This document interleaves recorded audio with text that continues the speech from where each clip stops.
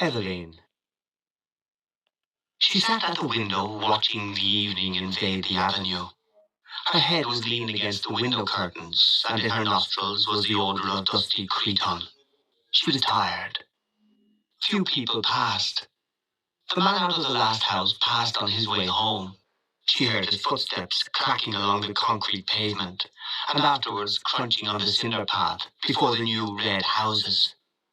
One time there used to be a field there in which they used to play every evening with the other people's children.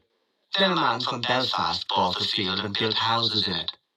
Not like their little brown houses, but bright brick houses with shining roofs. The children of the avenue used to play together in that field. The Devines, the Waters, the Dunns, little Keogh the cripple, she and her brothers and sisters. Ernest, however, never played. He was too grown up. Her father used often to hunt them in out of the field with his blackthorn stick, but usually little Keogh used to keep nicks and call out when he saw her father coming.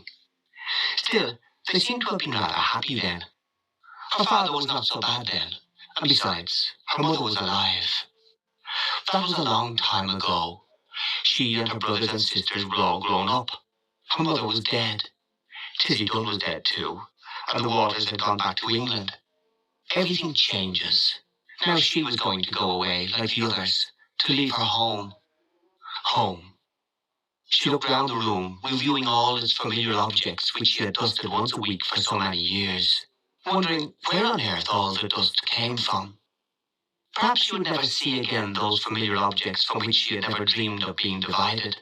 And yet, during all those years, she had never found out the name of the priest whose yellowing photograph hung on the wall, above the broken harmonium, beside the coloured print of the promises made to Blessed Margaret Mary Alacoque. He had been a school friend of her father. Whenever he showed the photograph to a visitor, her father used to pass it with a casual word. He's in Melbourne now. She had consented to go away, to leave her home. Was that wise? She tried to weigh each side of the question. In her home, anyway, she had shelter and food. She had those whom she had known all her life about her. Of course, she had to work hard, both in the house and at business. What would they say of her in the stores when they found out that she had run away with a fella? Say she was a fool, perhaps, and her place would be filled up by advertisement. Miss Gavin would be glad. She had always had an edge on her, especially whenever there were people listening. Miss Hill, don't you see those ladies are waiting? Look lively, Miss Hill, please. She would not cry many tears at leaving the stores. But in her new home, in a distant, unknown country, it would not be like that. Then she would be married. She, Eveline. People would treat her with respect then. She would not be treated as her mother had been.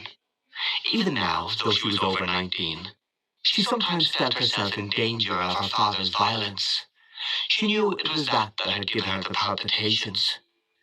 When they were growing up, he had never gone for her like he used to go for Harry and Ernest, because she was a girl. But latterly, he had begun to threaten her and say what he would do to her only for her dead mother's sake. And now she had nobody to protect her. Ernest was dead, and Harry, who was in the church decorating business, was nearly always down somewhere in the country. Besides, the invariable squabble for money on Saturday nights had begun to weary her unspeakably. She always gave her entire wages, 7 shillings, and Harry always sent up what he could, but the trouble was to get any money from her father. He said she used to squander the money, that she had no head, that he wasn't going to give her his hard-earned money to throw about the streets, and much more, for he was usually fairly bad of a Saturday night.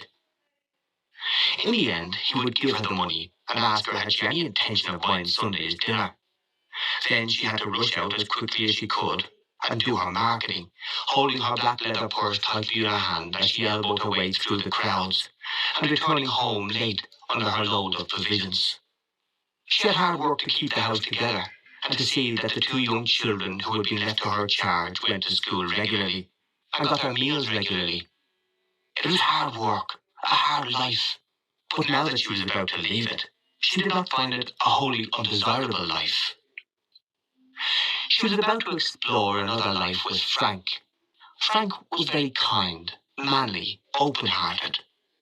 She was to go away with him by the night boat, to be his wife and to live with him in Buenos Aires, where he had a home waiting for her. How well she remembered the first time she had seen him. He was lodging in a house on the main road where she used to visit. It seemed a few weeks ago. He was standing at the gate, his peaked cap pushed back on his head, and his hair tumbled forward over a face of bronze. Then they had come to know each other. He used to meet her outside the stores every evening and see her home. He took her to see The Bohemian Girl, and she felt elated as she sat in an unaccustomed part of the theatre with him. He was awfully fond of music and sang a little. People knew that they were courting, and when he sang about the lass that loves a sailor, she always felt pleasantly confused.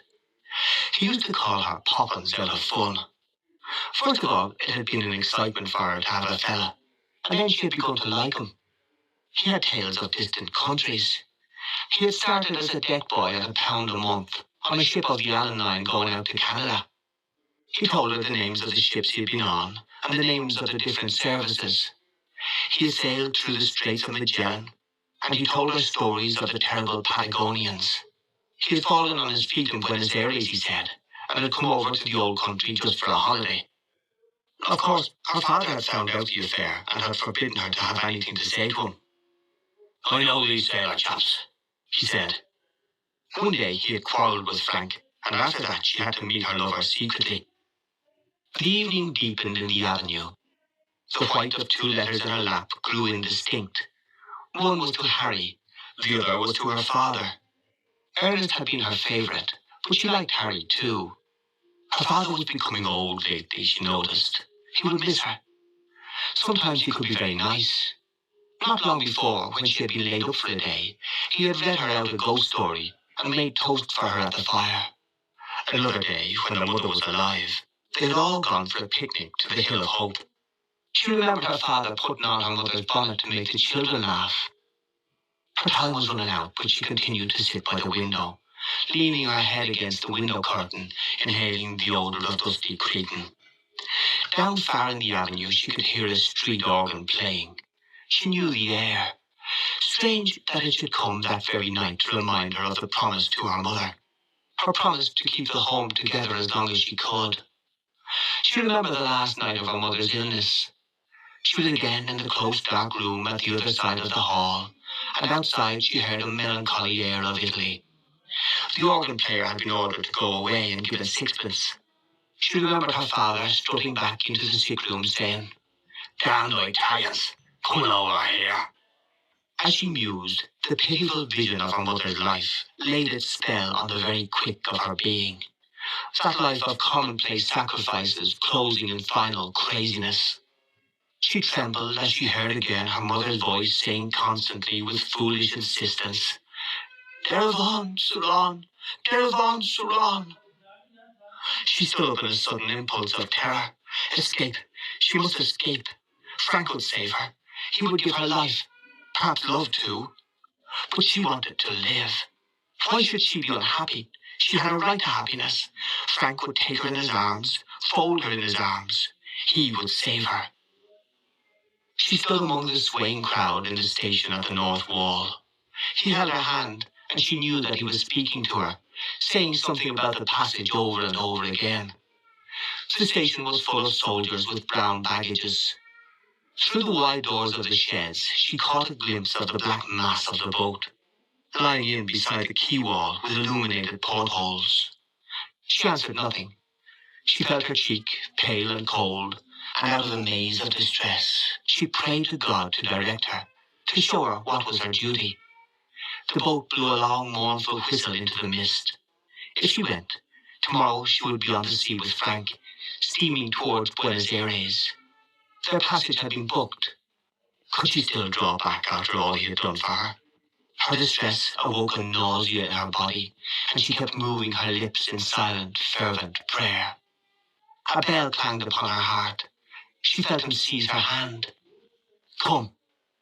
All the seas of the world tumbled about her heart. He was drawing her into them. He would drown her. She gripped with both hands at the iron railing. Come. No, no, no, it was impossible. Her hands clutched the iron in frenzy. Amid the seas, she sent a cry of anguish. Eveline! Evie! He rushed beyond the barrier and called to her to follow. He was shouted at to go on, but still he called to her. She set her white face to him, passive, like a helpless animal. Her eyes gave him no sign of love or farewell or recognition.